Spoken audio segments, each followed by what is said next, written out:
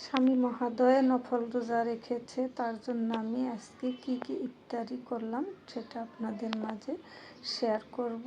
এখানে আমি গরুর মাংস রান্না করতেছি, কারণ উনি সাধারণত যখন নফল রোজা রেখেন তখনই উনি ইফতারিটা সেরে ফেলেন অফিসে, কিন্তু আজকে আবার ঢং করে বলে ফেললো আজকে আমি তোমার সঙ্গে ইফতারি করব।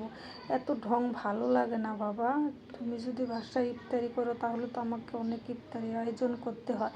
আমি তো নফল রোজা রাখলে পরে আমি ইফতারি কোনো কিছুই আয়োজন করি না, জাস্ট আমি একটা খেজুর খেয়ে পানি খেয়ে ভাত খেয়ে ফেলি। এখন তো উনি বাসায় ইফতারি করবে, ওনার জন্য কিছু তো আয়োজন করতেই হবে। আমি গরুর মাংসটা বসিয়ে দিয়ে এদিকে ওনার প্রিয় একটা ট্যাং সেটা বানাচ্ছি। এখানে আমি 3 টেবিল চামচের মতো চিনি এবং 3 টেবিল চামচের মতো গ্লুকোজ দিয়ে দিলাম, সামান্য একটু সাইট্রিক অ্যাসিড দিয়ে দিলাম, আর দিয়ে দিব আমি লেমন ইমানশন। এটা দিলে ট্যাংটার স্বাদটা কালারটা অনেক টেস্টি হয়, অনেক মজাদার হয়।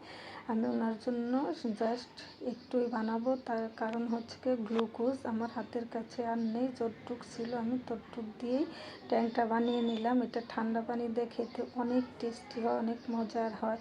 আর এখানে যেহেতু আমি গরুর মাংস রান্না করতেছি এই জন্য আমি একটু ছিটা রুটি পিঠা ছিটিয়ে দিব। আর এখানে নিয়েছি আমি 500 গ্রামের মতো চাউলের গুঁড়া, শুকনো চাউলের গুঁড়া নিয়েছি, একটু ডিম দিয়েছি, স্বাদ মতো লবণ এবং একটু সরিষার তেল দিয়ে আমি নেড়ে চেড়ে সবগুলোকে মাখিয়ে নিচ্ছি। আর এখানে আমি একসঙ্গে পানি দেবো না, একটু একটু করে মাখিয়ে নেব। আর এটাও নেড়ে চেড়ে গুলিয়ে নিচ্ছি। ওরে বাপরে, আঠা ধরে গেছে, সমস্ত ডিম মনে হয় যেন এটার ভিতরে ঢুকে পড়ছে। যাই হোক, এতে আমি আস্তে আস্তে পানি দিচ্ছি আর নেড়ে চেড়ে বানিয়ে নিচ্ছি।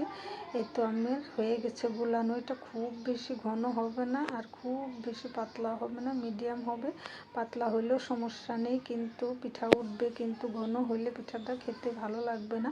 এদিকে আমার মাংসটা ফ্রাই হয়ে আসছে, কারণ এটা গরুর মাথার মাংস, তার জন্য তেল চর্বি এক্সট্রা যে তেল চর্বি থাকে ওইটা মোটেও নেই, কারণ মাথার মধ্যে তো আর তেল চর্বি থাকে না। এটা মাংসটা আমি এক চুলায় বসিয়ে দিয়ে আরেক চুলাতে আমি পিঠাগুলো বানিয়ে নিচ্ছি। এদিকে আমার জামাই বাবুজি ফোন দিয়েছি কী কী নিয়ে আসবো, আমি বলছি কিছু নিয়ে আসতে হবে না, ডিম টিম হাবি চাবি এগুলো কোনো কিছু আনা লাগবে না, সবই আছে, তুমি জাস্ট ডাব আর কিছু ফল টল নিয়ে আসো। উনি তাই নিয়ে চলে আসতেছে, অনেক শখ হয়েছে আমার সাথে ইফতার করবে। আমি রোজাদার, আমারও তো এগুলো বানাইতে হতে একটু কষ্ট হয়, তাই না?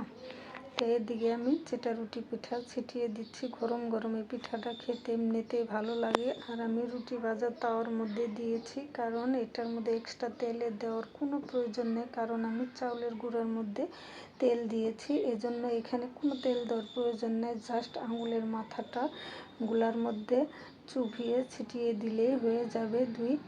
30 থেকে 25 সেকেন্ডের মধ্যে পিঠাটা হয়ে যায়। এখানে দিতে দিতে এক সাইড দিয়ে ছিটাইতে ছিটাইতে আরেক সাইড দিয়ে এমনিতেই হয়ে যায়। এটা মাংস দিয়ে খেতেও তো ভীষণ ভালো লাগে, আর ডিম দিলে এমনিতেও খাওয়া যায়, অনেকবার টেস্টি হয়, একদম মুচমুচে হয়। আমি একে একে সবগুলো পিঠে বানিয়ে নিচ্ছি, গরম গরম ইফতারিতে খাবে। আর এদিকে আমার মাংসটা ফ্রাই হয়ে গেছে, আমি চুলাটা অফ করে দিয়েছি। আমার মাংসটা হয়ে গেছে, সামান্য একটু ঝুলঝুলি আমি রেখেছি, কারণ পিঠা দিয়ে খাবে তো তার জন্য। আমার প্রিয় সম্মানিত ভাই ও বোনেরা, যে যেখান থেকে আমার ভিডিওটা দেখতেছেন প্লিজ আমার চ্যানেলটাকে সাবস্ক্রাইব করুন, আমার সাথেই থাকুন। আর যারা সাবস্ক্রাইব করেছেন তাদেরকে অসংখ্য ধন্যবাদ।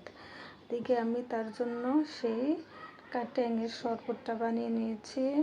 এটা তার অনেক পছন্দের শরবত, তাই তার জন্য আমি একটু ট্যাং গুলিয়ে শরবত বানিয়ে দিচ্ছি। আমি পুরো গ্লাস ভরবো না, হাফ করে দিয়ে পরে খাওয়ার সময় আমি একটা বরফ দিয়ে ভরে দেবো। খুবই টেস্টি হয় এবং অনেক মজাদার হয়, ঠান্ডা পানি দিয়ে খেলে তো খুবই টেস্ট হয়। আমি একটু ভিজানো চিয়া সিড দিয়ে দিলাম, এখানে তুকমা ইসবগুলের ভুসি সবই দিতে পারবেন, কোনো সমস্যা নেই।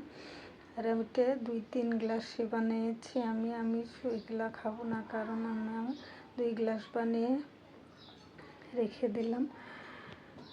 ছেলেটা খাবে, ছেলে খাবে, ছেলের বাবা খাবে, এজন্য আমি ডাবের পানি খাবো, আমি ট্যাং খাবো না। এই তো দেখতে পাচ্ছেন কত সুন্দর কালার আসছে। আপনারা চাইলে লেমন ইমানশনটা আর একটু বেশি দিলে আরও একটু সুন্দর কালার আসবে। আর এদিকে কথা বলতে বলতে আমার ইফতারিটা রেডি হয়ে গেছে। এই যে আমি ডাবের পানি খাবো, আর ওনার জন্য এই যে ট্যাঙের শরবত, পিঠা, মাংস সবই আমার রেডি। আর উনি অফিস থেকে চলে এসে ফ্রেশ হয়ে এখন ইফতারিতে বসতেছে। ইফতারি করব, নফল রোজা রাখবো। সবাই ভালো থাকবেন, সুস্থ থাকবেন। আল্লাহ হাফেজ।